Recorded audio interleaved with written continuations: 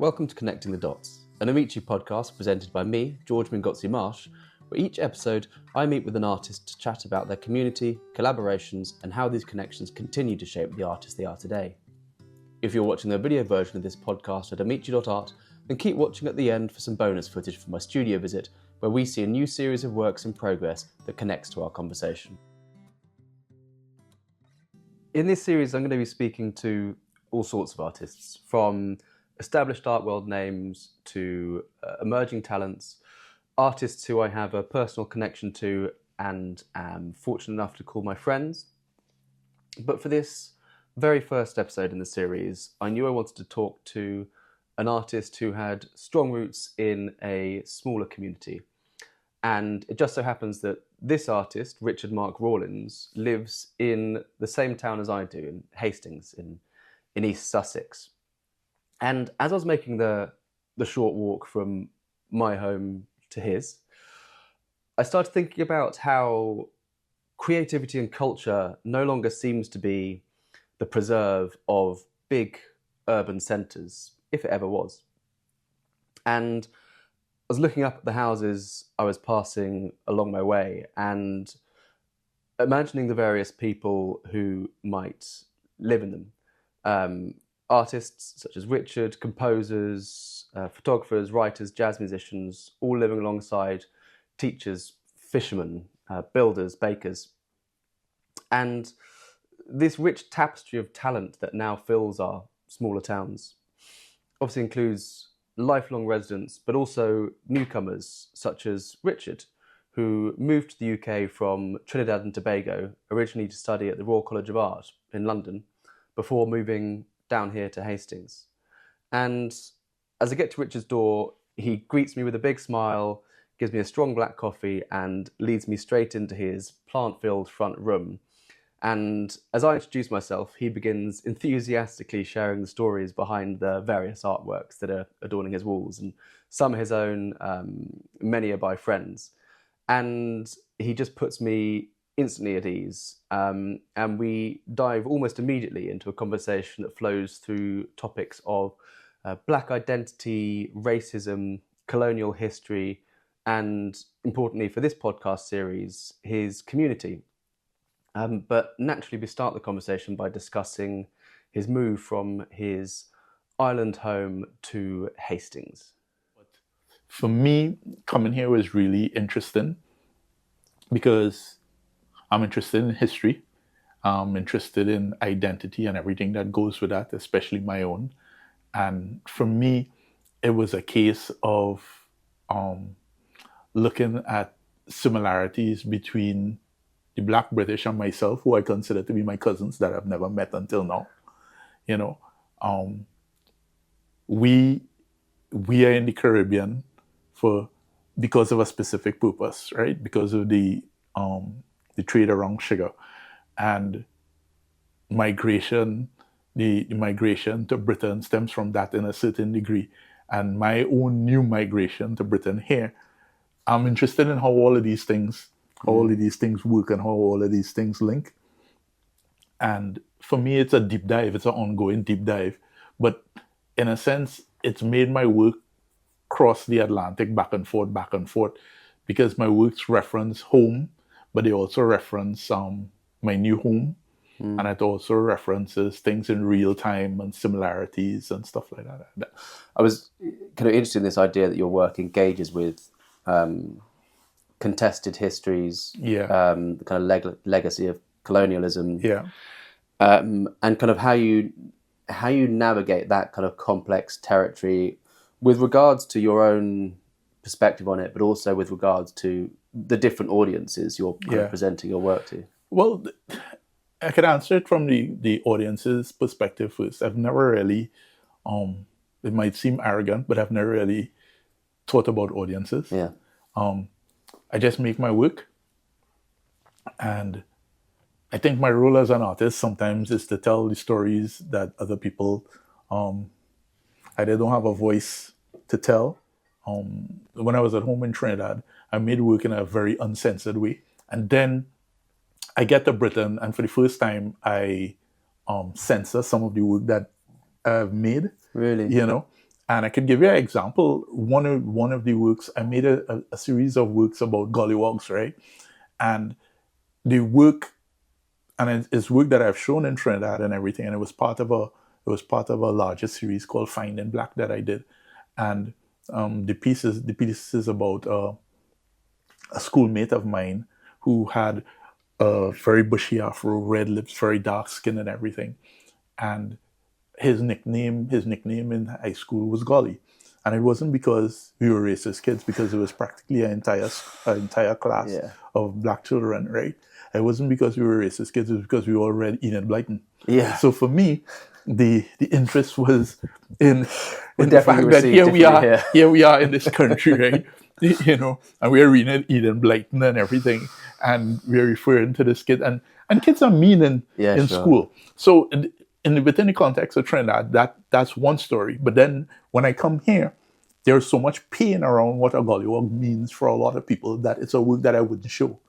You know, it's enough for me the evidence is out there, and it's enough for me to know that there are certain things that are triggering and traumatizing to people in this society, right? And in this society where I was, I mean, the dynamics are different. I was in a global majority society, right? So the society that I'm from is practically, 50% African, 50% Indian, right? Well, I mean, it's 40-something%. And the minor percentages, white people are like less than 0.1%. Everybody else is mixed with, Chinese, Indian, African, Lebanese. And there's so many ways of identifying, and a lot of people that actually identify as black are actually mixed with tons of things, Yeah. And then you come to a society where it's so fragmented in terms of, as we were talking about, the contested history, around colonialism and the history of this country and stuff like that, that you realize that you have to apply a certain amount of sensitivity to certain things. When you look at kind of post-colonialism, when you look at, the black experience in this country, there's a different feeling. There's maybe not the sense of understandable anger in your work that you might see in second or third generation who have kind of grown up here and grown up with that kind of institutional racism. Your perspective on it is somewhat different. I kind of see like what you're bringing. I think if I had grown up with the National Front, I think I would have been. You'd be because I know people that aren't black that grew up in the National Front, and they just, you know what I mean. It really is a different. It really is a different thing. It's just strange for me growing up, because, like I said, I grew up in a society where I was accustomed to a black prime minister, a black president, a female prime minister, a female president, right? Indian prime minister, an Indian president. It's right. So, from the time I knew myself, there was always a sense of sovereignty, and I think that's the word, right? Sovereignty. In Akala's books, Natives, right? He talks about when he travels to Africa, when he travels to the Caribbean, right? There is something that he sort of meets when he meets black people in those places there, where they walk around feeling like they own the place, right? Like they don't apologize for being in the place or anything like that. And it comes from, as he states, it comes from being in a place that belongs to you and you belong to. I was going to ask you about the kind of importance of community, both kind of personally and kind of professionally, or for your practice, for you, and the kind of the community that you've found or you're starting to establish here in Hastings. I guess being kind of a smaller but kind of growing community in the time you've kind of been here, and how that's kind of impacted on the actually the way you work as well. Well, I think, when I talk about community, the first thing I have to talk about is Lorna, right? Lorna has been a big part of my integration into Hastings. She, and other people in Hastings have been responsible for me seeing Hastings as really more of my hometown now, and the possibilities of it as a hometown. But I have started being, I guess, more part of the Hastings community. But But also making collaborative work. Making collaborative work. And that's the thing. But again, a lot of that I have to give credit to Lorna when she decided that we were all going to do this show together at Hastings Contemporary. Yeah. Right? Maggie Scott, Paul Hope, Elaine, Lorna, myself, Eugene. Once we decided that this was going to happen, that really set something in motion about collaboration for me, and that's what ended up happening with Lorna and I and the piece 46. They wouldn't listen to Diane.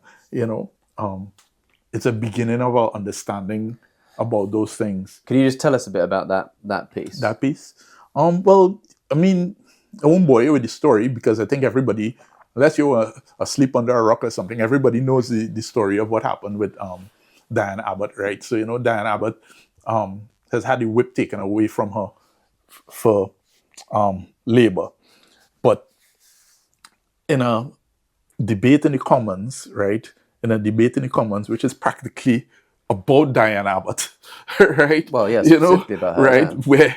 Where a man makes a comment, a man made a comment. One of the Tory donors made a comment about allegedly. I always put alleged in everything because this way this country uses alleged, right? So let's just put alleged. Allegedly made a comment, right, about Diane Abbott. Well, I think it was on record. Right, I think it's very right? It's allegedly on record, right? But he made this statement about Diane Abbott making him sick and the rest of it, right? And this debate is going on, and everybody is calling for something to happen and for them to really kick this guy, this donor out and not have anything to do with him and everything, right? And the debate is going on, and the debate is going on around the person that's sitting in there, right? That's wild. And the speaker is constantly taking, right? People are standing and saying what they have to say, and it's going back and forth and everything. And Diane stood up 46 times to be picked on to be able to at least say something in her own, right? And she was ignored. And I remember looking at the BBC video of it, right? It took about 30 minutes. Right? It was a 30-minute session, and she's up and she's down and she's up and she's down. And I'm thinking to myself, this woman is like 72 years old. Right? And she's sitting and standing and sitting and standing and sitting and standing and sitting and standing. And she did that 46 times in 30 minutes. Right? And because of how my brain processes things and the images, there were certain things that I saw, right? I saw this woman being overlooked. And she has on this definitive red jacket, so you can't miss it. It's not like, she's wearing something that you couldn't see out of the corner of your eye. She's always there. You're seeing her standing, ignored. And then the other layer of it is that if you're on your feet in the house, you could actually pass. So if the speaker selects you, right? Yeah, you could pass. You could say, I could pass my honorable friend, the honorable member from. Yeah. You know what I mean? And nobody did. And it was all over, and everybody had this discussion around Diane Abbott and about Diane Abbott, except for Diane Abbott, And I felt that it needed to be marked in some way. And the idea of the performance came up.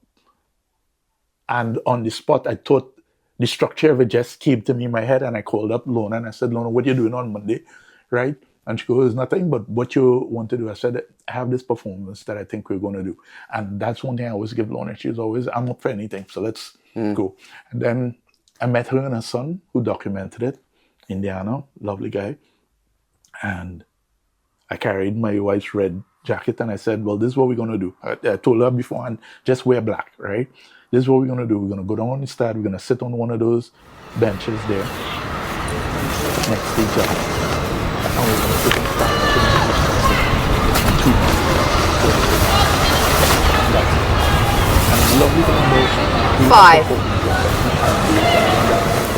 about your body basically tells you when it's going to end, and you start to feel it.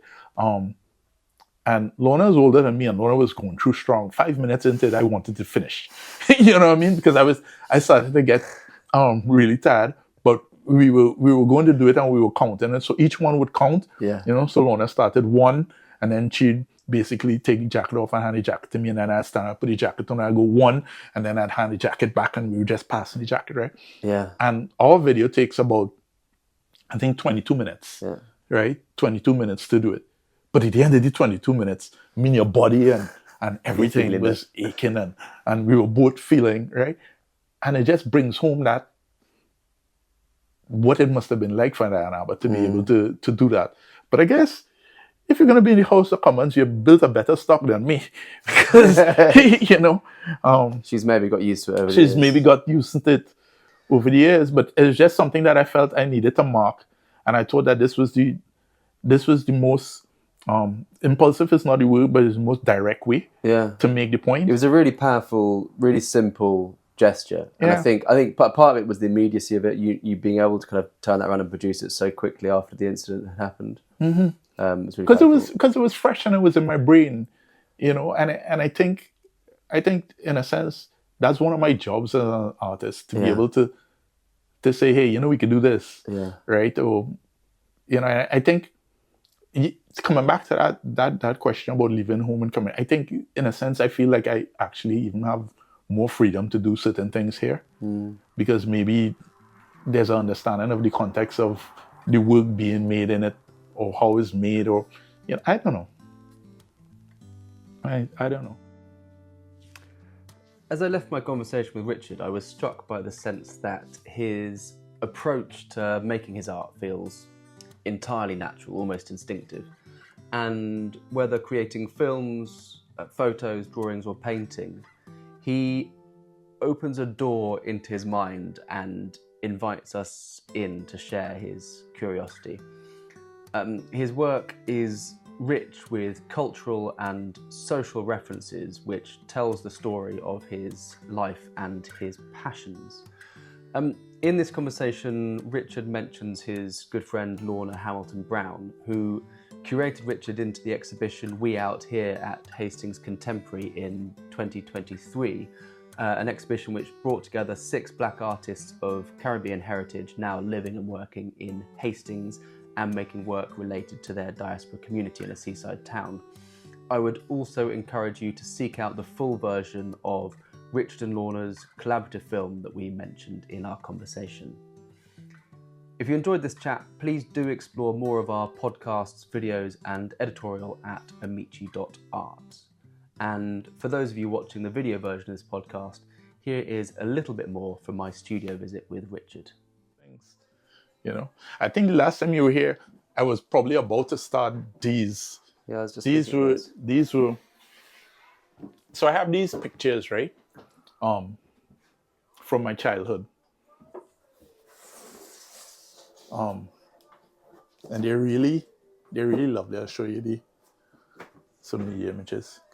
You were telling me about the significance of the blue skin tone in these last time you were here. So these are the images, right? So these are images of my mom and I, right? Yeah. And my mom and my dad, and what's interesting is the images are old and they don't really give much information. So there's a sense of mystery to them, which I like, right? But I decided to start doing these paintings, utilizing these family portraits. And one of the things is that we're incredibly obsessed with skin tone and who black and who not black and who not black enough and all that kind of thing. And one of the things that we say in the Caribbean is that you're black till you're blue. And I like the concept of the black till you're blue thing, because it gave me the idea of using the blue skin tone to create these works. I guess kind of like how Kerry James Marshall uses a 10-tone mixed black that he uses for his paintings. And it gave me this opportunity to play with that term, black till you're blue. So I created these paintings that I was working on. So this is from one series that I'm working on, constantly going on. And then these are a little different, but these started first. I started doing these paintings of Baldwin